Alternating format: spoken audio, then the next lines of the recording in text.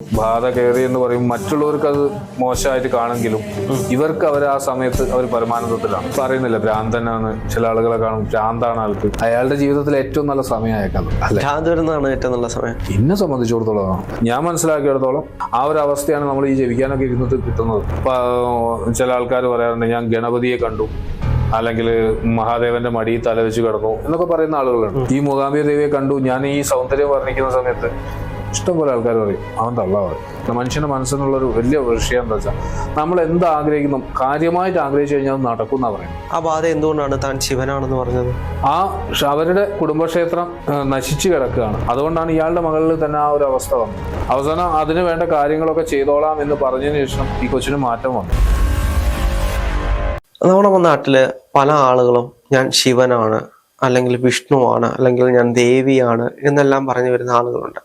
ചേട്ടൻ്റെ അടുത്ത് കൺസൾട്ടേഷന് വേണ്ടി അങ്ങനെ ആരെങ്കിലും വന്നിട്ടുണ്ടോ? എനിക്ക് ഒരു കുട്ടി വന്ന പ്രശ്നം ഉണ്ടാക്കിയിട്ടുണ്ടായിരുന്നു. അപ്പോൾ എന്നോട് പറഞ്ഞതെന്ന് പറഞ്ഞു കഴിഞ്ഞാൽ ഞാൻ മഹാദേവനാണ് എന്ന് പറഞ്ഞിട്ടാവും.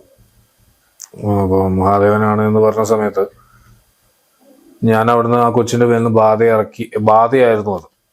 ഇത് യഥാർത്ഥത്തിൽ ഈ വിഷ്ണു ശിവൻ എന്ന് പറഞ്ഞു വരുന്നത് ഒരു എനർജി അല്ല, അത് നെഗറ്റീവ് എനർജികളോ ബാധകളോ ആയിരിക്കും. അപ്പം ഈ പറയുന്ന വിഷ്ണുവിനായാലും മഹാദേവനായാലും ഒക്കെ ഈ നെഗറ്റീവ് ബാധിക്കും. പൂർണ്ണമായിട്ട് ആരുമില്ല എന്നുള്ളത് തന്നെയാണ്. കാരണം മഹാദേവൻ ജീവന് വേണ്ടി ഓടിയിട്ടുള്ളതായിട്ട് ഭസ്മാസുരന് വരം കൊടുത്തതുമായിട്ട് ബന്ധപ്പെട്ടിട്ട് നമ്മൾ കേട്ടിട്ടുണ്ട്. അപ്പം അങ്ങനെയാകുമ്പോൾ പിന്നെ ആ സമയത്ത് വിഷ്ണു വന്നു കഴിഞ്ഞിട്ടാണ്, അതും വിഷ്ണു ഡയറക്റ്റായിട്ട് വന്നതല്ല, മോഹിനി രൂപം കൊണ്ട് വന്നിരുന്നു. അതിനുശേഷം അവനെ പുള്ളി കൊണ്ട് ആ ഒരു രീതിയിൽ എത്തിച്ചു എന്നാണ് പറയുന്നത്. അപ്പോൾ ആ ഭ്രമം കൊടുത്ത് എത്തിച്ചു വന്ന്. അതുപോലെ തന്നെ ഈ ആളുകൾ ഇന്നതാണ് എന്ന് പറയുന്നത് പലപ്പോഴും പല ബാധാദുരിതങ്ങൾ ഏറ്റിട്ട് അവരുടെ ഉള്ളിലുണ്ടാവുന്ന ചില അവസ്ഥകളുമുണ്ട്. കാരണം ഇപ്പൊ നമ്മൾ ആഗ്രഹിക്കുന്നത് നല്ലൊരു ഈ സൂപ്പർ പവർ എന്ന് പറയുന്ന അതിനെ ആഗ്രഹിക്കാത്ത മനുഷ്യന്മാർ വളരെ കുറവാണ്. എൻ്റെ അടുത്ത് തന്നെ വന്ന് പലരും ചോദിച്ചിട്ടുണ്ട്, സ്വാമി ഇതൊന്ന് പഠിക്കാൻ എന്താ വഴി എന്നൊക്കെ ചോദിച്ചിട്ടുണ്ട്. പഠിപ്പിച്ചു കൊടുക്കാൻ എനിക്ക് താല്പര്യമില്ലാത്തതുകൊണ്ട്, കാരണം എനിക്ക് എന്നിട്ട് പണിയും മനുഷ്യനാ. അപ്പോൾ അതുകൊണ്ട് തന്നെ അപ്പം ഈ ഒരു രൂപത്തിൽ ആളുകൾ നമുക്ക് എന്തെങ്കിലുമൊക്കെ ഒരു ചില ഗുണങ്ങൾ കിട്ടുകയാണ്. അപ്പം ബാധ കയറി എന്ന് പറയും മറ്റുള്ളവർക്ക് അത് മോശമായിട്ട് കാണെങ്കിലും ഇവർക്ക് അവർ ആ സമയത്ത് അവർ പരമാനന്ദത്തിലാണ്. കാരണം ഇപ്പം നമ്മള് പറയുന്നില്ല ഭ്രാന്തനാണ്, ചില ആളുകളെ കാണും ഭ്രാന്താണ് ആൾക്ക്. പക്ഷെ ആ സമയത്ത് അയാൾ പൂർണ്ണമായിട്ടും ഫ്രീയാ. അയാൾക്ക് ആരോട് ഒരു കമ്മിറ്റ്മെന്റും ഇല്ല, ആള് ഫ്രീ ആയിട്ട് നടക്കുന്നു. അയാളുടെ ജീവിതത്തിൽ ഏറ്റവും നല്ല സമയം അയാൾക്കത് അല്ലെ, ഏറ്റവും നല്ല സമയം എന്നെ സംബന്ധിച്ചിടത്തോളം. കാരണം എന്താന്ന് വെച്ച് കഴിഞ്ഞാൽ യാതൊരു വിധ ചിന്താഗതികളും ഇല്ല, ഒന്നിനെ പറ്റിയും ടെൻഷനുകളില്ല. നിങ്ങൾക്കിപ്പോ ഇന്നത്തെ ഇപ്പൊ 24-ാം തീയതി EMI ഉണ്ടോ? ഉണ്ടോ? എന്നാ എന്റെ ടെൻഷൻ ഇല്ലേ? ഇല്ല, കിട്ടാനുള്ളതുകൊണ്ടല്ലേ ഇതിലുള്ള അവസ്ഥ ആലോചിച്ചു. ടെൻഷനല്ലേ? ഈ ഒരു ടെൻഷനും ഇല്ലാത്തൊരവസ്ഥ ഭ്രാന്ത് പറയുന്നത്. ഞാൻ പലപ്പോഴും പറയാറുണ്ട് ഭാഗ്യം ചെയ്തായിരുന്നു വരാൻ വേണ്ടി ആഗ്രഹം കൊണ്ട് പറയുന്നതല്ല. പക്ഷെ ഞാൻ മനസ്സിലാക്കിയിടത്തോളം ഭ്രാന്ത് അയാൾക്ക് ഈ ഭൂമിയിലല്ലാത്തൊരവസ്ഥയല്ല. കാരണം ആ ഒരു അവസ്ഥയാണ് നമ്മൾ ഈ ജപിക്കാനൊക്കെ ഇരുന്നിട്ട് കിട്ടുന്നത്. കാരണം ജപിക്കാനിരുന്ന ഒരു അവസ്ഥ പറഞ്ഞു കഴിഞ്ഞാൽ, ഇപ്പൊ ഞാൻ നിങ്ങളോട് പറയുന്നത്, നിങ്ങളിപ്പോ എന്നെ ഇന്റർവ്യൂ ചെയ്യാൻ നിൽക്കുമ്പോഴും പറയുകയാണെങ്കിലും നിങ്ങൾ ഇതൊക്കെ കേട്ടിട്ട് തിരിഞ്ഞു നിന്നിട്ട് ഒരു പറച്ചിലുണ്ട്, ഈ അമ്മ തള്ള ചങ്ങാതി ഉറപ്പായിട്ടും പറഞ്ഞിരിക്കും. കാരണം ആർക്കും അംഗീകരിക്കാൻ കഴിയില്ല അതിന് തിരിച്ചു വരാത്തൊരവസ്ഥയാണ് ഭ്രാന്തായിട്ട് മറ്റുള്ളവർ കാണുന്നത്. ഇപ്പൊ ഞാൻ ജപിച്ചിരിക്കുന്ന സമയത്ത് എനിക്കുണ്ടായ അനുഭവം വെച്ച് കഴിഞ്ഞിട്ട് ഞാൻ അതേ അനുഭവത്തിൽ തന്നെ നീക്കിച്ച് നടക്കുകയാണെങ്കിൽ എനിക്ക് ഭ്രാന്താന്ന് ആള് പറയുള്ളൂ. അത് കുറെ എന്റെ തോന്നലുകളുമാണ്, പൂർണ്ണമായിട്ടും അതാണ് എന്നല്ല പറയുന്നത്. ഇപ്പം ചില ആൾക്കാർ പറയാറുണ്ട് ഞാൻ ഗണപതിയെ കണ്ടു, അല്ലെങ്കിൽ മഹാദേവന്റെ മടിയിൽ തലവെച്ച് കിടന്നു എന്നൊക്കെ പറയുന്ന ആളുകളുണ്ട്. അത് അയാളുടെ ആ ചിന്താഗതിയാണ്. കാരണം ഇപ്പൊ നേരത്തെ ഞാൻ പറഞ്ഞല്ലോ, ധ്യാനം, ആ ദേവത ഇങ്ങനെ ആയിരിക്കും എന്ന് പറഞ്ഞിട്ടാണ് ആ ദേവതയെ വിളിക്കുന്നത്. അപ്പൊ ഞാൻ ദേവതയല്ല, നമ്മുടെ മുന്നിൽ ഒരു നേൽരൂപം വന്നാൽ നമ്മൾ ആ ദേവതയായിട്ടേ കാണുള്ളൂ. തന്നെ നമ്മുടെ മനസ്സിൽ ഏകദേശം ഒരു പിക്ചറിന്റെ ഔട്ട്ലൈൻ വരും, അതിന് കിരീടം വരും, കയ്യിൽ വാള് വരും, ശൂലം വരും, ഇതൊക്കെ വരും. ഇതെല്ലാം ഒരു തോന്നലാണോ? 100% എന്ന് പറയില്ല, ഏകദേശം ഒരു 50% തോന്നലുകൾ വരാറുണ്ട്. പിന്നീട് എന്തുകൊണ്ടാണ് ഇവർക്ക് ചിലപ്പോൾ ഒരു ശക്തിയൊക്കെ വരുന്നത്? അതാ പറഞ്ഞത് 50% എന്ന് പറഞ്ഞത്. ബാക്കി 50% അവിടെ നിൽക്കുന്നുണ്ട്. അതിന്റെ പൂർണ്ണതയും വരാം. കാരണം ഈ ചിന്താഗതിയിലേക്ക് തന്നെ വന്നിട്ട് പിന്നെ അവസാനം ഉറച്ചൊരവസ്ഥയിലേക്ക് വരുന്നുണ്ട്. ഇപ്പൊ ഞാൻ ആദ്യം പറഞ്ഞു ഞാൻ മൂകാംബിക ദേവിയെ കണ്ടിട്ടുണ്ട് എന്ന് പറഞ്ഞു. ഈ മൂകാംബിക ദേവിയെ കണ്ടു, ഞാൻ ഈ സൗന്ദര്യം വർണ്ണിക്കുന്ന സമയത്ത് ഇഷ്ടംപോലെ ആൾക്കാർ പറയും അവൻ തള്ള പറയുന്നു. പക്ഷെ അതിനുശേഷം എനിക്കുണ്ടായ മാറ്റങ്ങൾ എന്തൊക്കെയാന്ന് ചോദിക്കുമ്പോൾ ഇവന്മാർക്ക് ആർക്കൊന്നും പിന്നൊന്നും മിണ്ടാണ്ടാവില്ല. മനസ്സിലായി?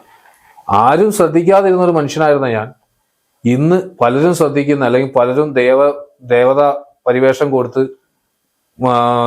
നമ്മളോട് കൂടുതൽ സംസാരിക്കുന്ന അവസ്ഥയിലേക്ക് നമ്മൾ എത്തിയിട്ടുണ്ട്. അതിനുശേഷം തന്നെയാണ് എനിക്ക് ബാക്കി പല കാര്യങ്ങളിലേക്ക് പെട്ടെന്ന് കാര്യങ്ങളിലേക്ക് വരാൻ തുടങ്ങി.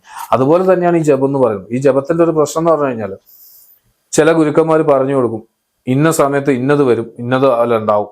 ഇത് വന്നില്ലെങ്കിൽ അല്ലെങ്കിൽ ഈ വരാൻ വേണ്ടിയിട്ടുള്ള ശ്രമങ്ങളാണ് പിന്നെ നടക്കുന്നത്. മനസ്സിലായോ? അപ്പൊ ആ ശ്രമങ്ങളിലേക്ക് വരുന്ന സമയത്ത് ഇവര് എക്സ്ട്രാ നമ്മളത് ഇമാജിൻ ചെയ്തെടുക്കും. ഈ ഇമാജിൻ ചെയ്യാതെ അതിലേക്ക് എത്തിപ്പെടുന്നവനാണ് ശക്തികൾ കിട്ടുന്നത്. നേരെ മറിച്ച് ഇമാജിൻ ചെയ്ത് അതിലേക്ക് എത്തിപ്പെടുമ്പോൾ ഇതിനൊരു സത്യം ഉണ്ടോ എന്നുള്ളത് ചോദിച്ചു കഴിഞ്ഞാൽ പറയാൻ കഴിയുമോ? ഇല്ല. അപ്പൊ നിങ്ങളോട് ഞാൻ പറഞ്ഞു തന്നു, നിങ്ങൾ ഇത്ര പ്രാവശ്യം ജപിക്കുമ്പോൾ നിങ്ങൾക്ക് ഇതിലേക്ക് വരും എന്ന് പറഞ്ഞു തന്നു. അപ്പൊ നിങ്ങൾ ശ്രദ്ധിക്കുന്നത് ഇത്ര പ്രാവശ്യം ജപിക്കുമ്പോൾ ഇന്നത് വരും എന്ന് എന്നോട് പറഞ്ഞു തന്നിട്ടുണ്ടെന്ന് മനസ്സിലൊന്നുണ്ട്. രണ്ടാമത്തത് നിങ്ങളുടെ ജപസംഖ്യ. നിങ്ങൾ ആ ജപസംഖ്യ, ഈ കാര്യങ്ങളും ഒക്കെ, അതായത് ജപം ഓരോ കുരും മാറ്റുമ്പോൾ ഇതിലേക്ക് നമ്മൾ ശ്രദ്ധിച്ചുകൊണ്ടിരിക്കണം അല്ലെ? ഇതിന്റെ ഇടയിൽ നിങ്ങൾക്ക് ആ 108 എന്ന് പറയുന്ന സംഖ്യ ജപിച്ചു തീർക്കാൻ കഴിയും? ഇല്ല. അപ്പൊ നിങ്ങൾ ഈ 108 ആകുമ്പോൾ ഇതെന്താ വരാത്ത ഒന്ന് ഇളകി നോക്കും, വരില്ലാലോ. പിന്നെ ഒന്ന് തുള്ളി നോക്കും, വരില്ലാലോ. പിന്നെ നമ്മൾ അത് വരുത്താനാണ് ശ്രമിക്കുന്നത്, ദേവത വരാനല്ല. അപ്പൊ നമ്മൾ അത് വരുത്താൻ വേണ്ടി ശ്രമിച്ചുകൊണ്ടിരിക്കുന്ന സമയത്ത് അതിലേക്ക് നമ്മൾ ഓട്ടോമാറ്റിക്കായിട്ട് എത്തും. കാരണം മനസ്സിനൊരു പ്രത്യേകത, മനുഷ്യന്റെ മനസ്സിനുള്ള ഒരു വലിയ വിഷയം എന്താ വെച്ചാൽ നമ്മൾ എന്ത് ആഗ്രഹിക്കുന്നു കാര്യമായിട്ട് ആഗ്രഹിച്ചു കഴിഞ്ഞാൽ അത് നടക്കും എന്നാ പറയുന്നത്. അതിന് പല തെളിവുകളും പറയുന്നുണ്ട്. പണ്ടുകാലം തൊട്ടേ തെളിവുകളുണ്ട്, ഞാൻ ഉണ്ടാക്കിയതല്ല, കാലം മുതലേ ഉണ്ട്. അപ്പൊ ആ തെളിവുകളുടെ അടിസ്ഥാനത്തിൽ നമ്മളൊക്കെ ആ രൂപത്തിലേക്ക് വരില്ലേ? വരും. നിങ്ങളിപ്പോ ഞാൻ ദേവനാണ് എന്ന് പറഞ്ഞുകൊണ്ട് ഇരുന്ന് കഴിഞ്ഞാൽ കുറെ കാലം ഇരിക്കുമ്പോൾ നിങ്ങൾക്കും തോന്നും ഞാൻ ദേവൻ തന്നെയായോ. അപ്പൊ വേറെ ആർക്കെങ്കിലും ഇപ്പൊ നിങ്ങളിപ്പോ കുറെ ആൾക്കാർ ഇങ്ങനെ കുറ്റം പറഞ്ഞു നോക്കിക്കും, നിങ്ങൾ ദേവനായിട്ട് ഇരിക്കുന്നുണ്ട്. അപ്പൊ കുറെ ആൾക്കാർ കുറ്റം പറയും. ഈ കുറ്റം പറയുന്ന ഏതെങ്കിലും ഒരുത്തൻ ചോദിക്കണം, അല്ല ഇനി ഒന്നിൽ എന്തെങ്കിലും ഒരു കഴിവുണ്ടോ? ഒരു സംശയം വരും. ഈ സംശയം തന്നെ അവൻ 10 ആളോട് പറഞ്ഞു കഴിഞ്ഞാൽ പിന്നെ ഈ 10 ആൾക്കും ഈ സംശയമായി. പിന്നെ അത് പരീക്ഷണത്തിന് പോകും. ഈ പരീക്ഷണത്തിന് പോകുന്ന സമയത്ത് എന്തെങ്കിലും ഒരു അനുഭവം കിട്ടിയാൽ മതി, പിന്നെ മനസ്സിലാവും അവനായിട്ട് എന്തോ ഉണ്ട്. പിന്നെ ആ ഒരു രൂപത്തിലേക്ക് അവനെ കാണും. എപ്പോഴും ആളുകൾ അവരവരുടെ ഇത് എന്താ പറയാ, ഞാൻ ശരിയാണ് അല്ലെങ്കിൽ ഞാൻ വലുതാണ് എന്ന് കാണിക്കാൻ തന്നെ എല്ലാവരും മെനക്കെടുന്നു. പിന്നീട് ഇതിലേക്ക് വന്നു കഴിഞ്ഞാല് നേരത്തെ പറഞ്ഞല്ലോ ചിലപ്പോൾ ഇതൊരു ബാധയായിരിക്കാം. ഒരു കുട്ടിയുടെ കാര്യം പറഞ്ഞു, അതെങ്ങനെയായിരുന്നു? ഏത്? ഒരു കുട്ടിയുടെ കാര്യം പറഞ്ഞില്ലായിരുന്നു ആദ്യമേ, ശിവനായി വന്നു എന്ന് പറഞ്ഞു. അത് അവസാനം ഇറക്കി കഴിഞ്ഞപ്പം അത് വെറും ഒരു ബാധ തന്നെയായിരുന്നു എന്നുള്ളത്. പിന്നീട് ആ ബാധയാണ് കാര്യം പറയുന്നത്. ആ ബാധ എന്ന് പറയുന്നത് അവരുടെ ഗുരുകാരണന്മാരായിട്ടുള്ള ഒരാൾ തന്നെയായിരുന്നു. ആ ബാധ എന്തുകൊണ്ടാണ് താൻ ശിവനാണെന്ന് പറഞ്ഞത്? അവരുടെ കുടുംബക്ഷേത്രം നശിച്ചു കിടക്കുകയാണ്, അവിടെ ആരും ശ്രദ്ധിക്കുന്നില്ല. ഇയാളാണ് മുന്നിൽ നിന്ന് ചെയ്യേണ്ടത്. അതുകൊണ്ടാണ് ഇയാളുടെ മകളിൽ തന്നെ ആ ഒരു അവസ്ഥ വന്നത്. മനസ്സിലായി? ഈ കുട്ടി വല്ലാത്തൊരു അവസ്ഥയിലേക്ക് പെരുമാറുകയും പ്രവർത്തിക്കുകയൊക്കെ ചെയ്യാൻ തുടങ്ങിയപ്പോഴാണ് ഇവരും ഇത് പലയിടത്തും കൊണ്ടുപോയി നോക്കിയത്. കുറെ കാശൊക്കെ അവർക്കും ചെലവായി എന്ന് പറഞ്ഞു. പിന്നെയാണ് എൻ്റെ അടുത്ത് വരുന്നത്. അവസാനം ഞാനത് പറഞ്ഞ് ഇതാക്കി ഇളക്കി കഴിഞ്ഞപ്പം ഇവരുടെ ഒരു ഗുരുകാരണവർ തന്നെയാണെന്നും ഈ ക്ഷേത്രം ഇത്രയും മോശമായി നിൽക്കുകയാണെന്നും എൻ്റെ ദേവതകളൊക്കെ ഞാൻ കൊണ്ടുവന്നതും എൻ്റെ മുത്തപ്പന്മാർ കൊണ്ടുവന്നതുമായിട്ടുള്ള ദേവതകളൊക്കെ അവിടെ അലഞ്ഞു തിരിഞ്ഞ് നടക്കുകയാണെന്നും പറഞ്ഞിട്ട് അതിനൊരു മാറ്റം വരണം എന്നുള്ള രൂപത്തിലാണ് ഇയാൾ ഈ കുട്ടീനെ ഇത് ബാധിച്ചിരിക്കുന്നത്. അവസാനം അതിന് വേണ്ട കാര്യങ്ങളൊക്കെ ചെയ്തോളാം എന്ന് പറഞ്ഞതിന് ശേഷം ഈ കൊച്ചിന് മാറ്റം വന്നു. അവരവിടെ കുടുംബക്ഷേത്രത്തെ പോലെ ഒരു കലുന്തറ വെച്ചു, അതിന്റെ കാര്യങ്ങളൊക്കെ ചെയ്തു, അതൊക്കെ ക്ലിയർ ആയി. ആ കൊച്ചിന് വേറെ വിഷയങ്ങളൊന്നുമില്ല. പിന്നെ കാട് വീടാകുമ്പോൾ ആശേരി പുറത്ത് എന്ന് പറഞ്ഞാൽ പിന്നെ ഇപ്പൊ ഞാൻ ആ കോണ്ടാക്ട് ഇല്ല. പിന്നെ എനിക്ക് ആരുടെ നമ്പർ സേവ് ചെയ്തൊക്കെ ഒരു സ്വഭാവം കുറവാണ്. എന്നെ അത്രയും വേണ്ടപ്പെട്ട ഒരാളാണെന്ന് എനിക്ക് തോന്നുമ്പോൾ മാത്രമേ ഞാൻ അത് നമ്പർ സേവ് ചെയ്യുള്ളൂ. അതുകൊണ്ട് തന്നെ തിരിച്ചു വിളികൾ വളരെ കുറവാണ്. നിങ്ങളിപ്പോൾ എന്നെ വിളിച്ചു എന്നുണ്ടെങ്കിൽ ഞാൻ തിരിച്ചു വിളിക്കും. അതല്ലാതെ ഞാൻ നിങ്ങളുടെ നമ്പർ ഓർമ്മ വെച്ചിട്ട് തിരഞ്ഞു നോക്കി വിളിക്കുന്ന സ്വഭാവം എനിക്ക് വളരെ കുറവാണ്. പിന്നീട് നിങ്ങൾക്ക് എന്തായി എന്നുള്ള അത് ചോദിക്കേണ്ട കാര്യമില്ല. കാരണം എന്നെ അറിയിക്കേണ്ടതാണെങ്കിൽ നിങ്ങൾ അറിയിക്കണ്ടോ. ശരിയായാലും ഇല്ലെങ്കിലും എന്നെ അറിയിക്കണം എന്ന് ഞാൻ പറയുന്നുണ്ട്. അതിന്റെ ബാക്കി ഭാഗങ്ങൾ ചെയ്യണമെന്നും ഞാൻ പറയുന്നുണ്ട്. അപ്പം ഒന്നും പൂർണ്ണതയാക്കി നമുക്ക് ചെയ്തു കൊടുക്കാൻ കഴിയും. എന്തെങ്കിലും ചെയ്യാമെന്ന് പറഞ്ഞ് അവർ വിട്ടുപോയി കഴിഞ്ഞാല് പിന്നീട് അവർക്ക് എന്തെങ്കിലും വിഷയം ഉണ്ടാവും. വിഷയം വന്ന ഇഷ്ടം പോലെ അനുഭവങ്ങളുണ്ട്. ഇഷ്ടം പോലെ അനുഭവം. വീണ്ടും അവർ നമ്മളെ തേടി വരും.